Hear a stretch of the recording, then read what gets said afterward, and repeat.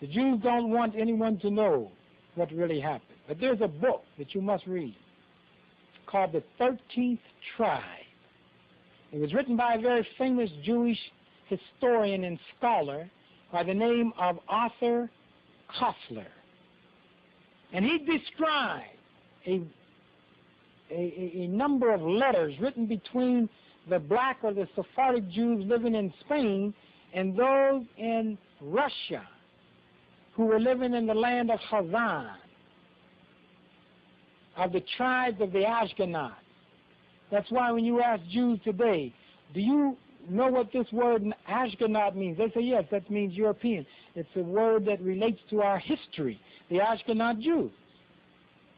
But when you read the Bible, the tribe of the Ashkenaz came from Japheth, the Gentile tribe. It's not from Shem. Read the 6th chapter of Genesis, when the Bible describes each of the sons of Noah. The Ashkenaz were Japheth, who had no inheritance biologically from Abraham.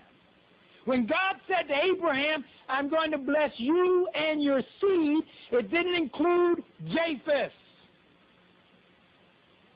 And Arthur Koestler, in his book, The 13th Tribe, described that in 740 A.D., in the land of Hazan, during the reign of King Baloo, the Muslims and the Christians were pressuring King Baloo to convert to their respective religions. King Baloo recognized as a skilled politician, if he became a Muslim, then the Christians would attack him. If he became a Christian, then the Muslims would attack him. So King Baloo declared himself to be a follower of Judaism. And the whole kingdom of 250,000 people became Jews.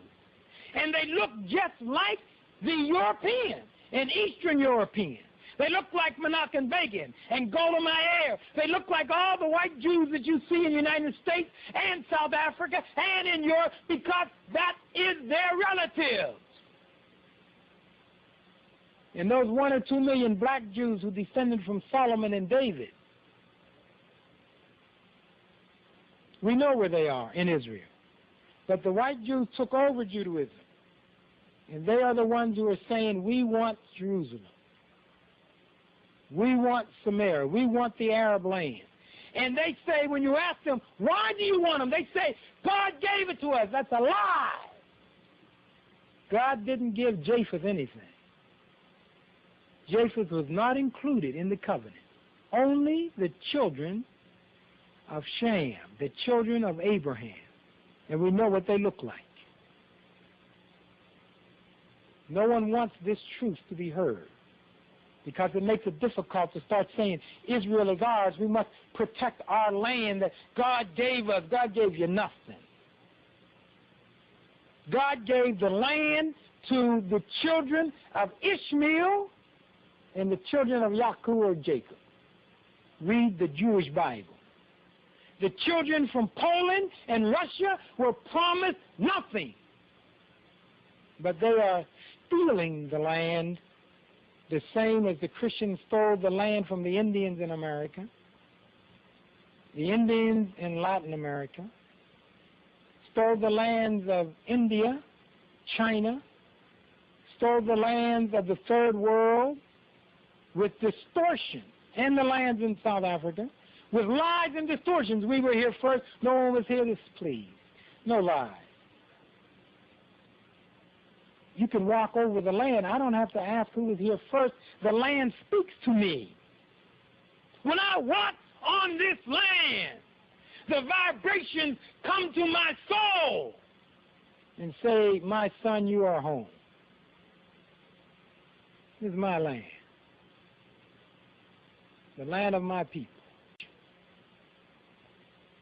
So today the Palestinians are being brutalized like savages, while people are talking about God and praying at the Wailing Wall and killing children. Many of the men are trying to work just to get enough to send to their families to live. The university shut down. If you protest, you go to jail, you may be killed. And they say we're the only democratic country in the Middle East. And they base it, they keep telling the Christians, we don't want to do this. God is making us do it because he gave us this land. They are lying on God. Now, God is going to handle that. I mean, there's nothing that I can do. But I know you're not going to lie on God too long and get away with it. No one has done it. When you look at any religion in the history, you lie on God, you got to